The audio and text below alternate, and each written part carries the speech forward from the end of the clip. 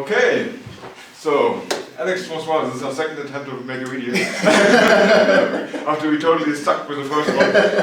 And we can see it here on the computer. The Slaughter is a game that we see here on the screen, and you are currently doing that game during the Kickstarter campaign. Yeah, currently a few days left. So please tell our readers, what is the game all about? Well, it's a hard game to describe, Slaughter. There are two main elements to it. There's a story which is about this character here, Sidney Emerson. He's a private detective. Yeah, he's a private detective, not really the best private detective.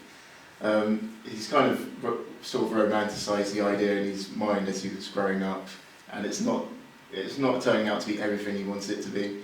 He's most of his recent jobs involve finding lost dogs and similar things, so he kind of like finds himself getting involved in this kind of hunt to find a serial killer, and it's not really something he's equipped to do, but it's something he gets really passionate about for some reason, for a reason that like he can't really explain.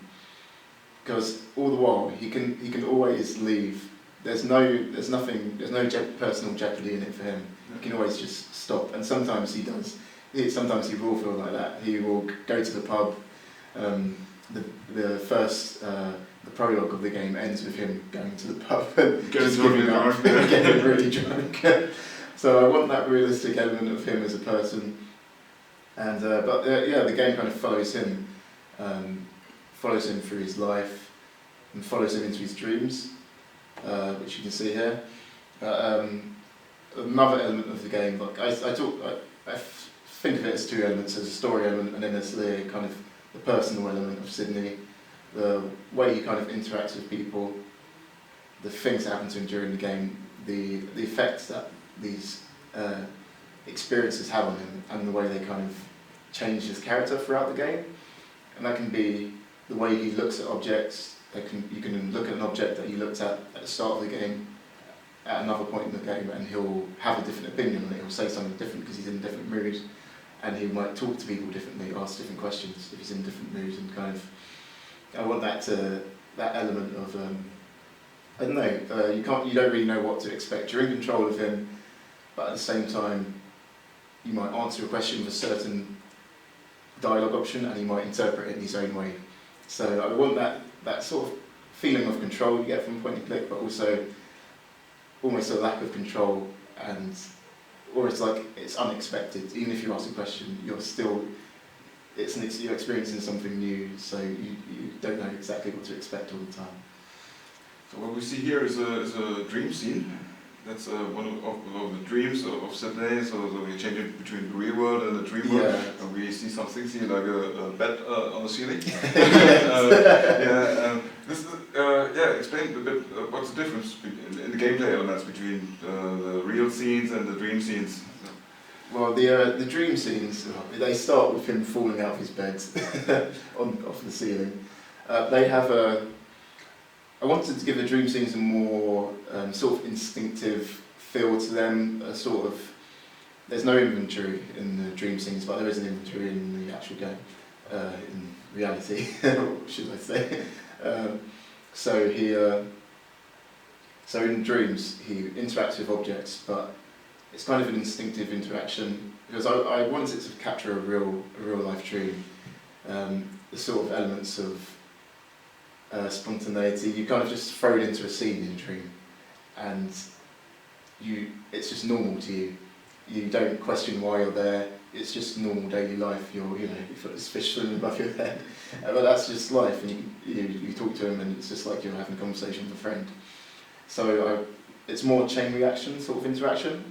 So the puzzles are more like chain reaction based. So for instance, if you were to turn on the tap, it could drip faster, and when you come back, the plant could have grown more, and then you could climb the plant to the ceiling, and doors will open. The landscape will also kind of deteriorate as things happen in the story. As he gets more traumatised, as like you encounter different people, there might be references to these people in the room, like small subliminal suggestions, and I really want to capture that dream element with the look as well. I wanted to. It's really inspired by Max Ernst and other abstract and surreal artists. I really wanted to capture that. So you don't really have really much chances to do anything in the dream scenes that wouldn't be any linear. It's just running the dream. You are just running through the dream without having big challenges or something like that. It's more, you're kind of just experiencing the dream. There are points though when the dreams will get bigger, like for reasons which I can't really say for spoilers, but at points where you're kind of almost stuck in a dream, and it becomes almost another landscape with another world map, like where you can go to all different scenes that are kind of inspired by abstract paintings. But most of his dreams will start off just in this room, and the room will change and lead to new places. But the interactions are kind of, they're not just the way to get out of the dream, to pass the dream, pass the time, pass the dream. You can also kind of uncover clues through things in your subconscious, and not to the point where, not to like a too unrealistic abstract point where you can find out something that you would have never known. It's all stuff that's subtly been from your memory. Yeah, things that you never really put together. Maybe even objects that you've seen in a room that you didn't pick up on because it was just a background object, and you kind of see it in your dream. You're like, I recognise that, and things kind of come together like that. Okay, so what playtime are you headed for the game? And I'm thinking at the moment about 8 hours at the minimum. From what I've got written at the moment, story-wise, dialogue-wise, I can see it stretching past that, especially when you consider the puzzles and everything. So I really want to give a solid full game, really weave the crazy story.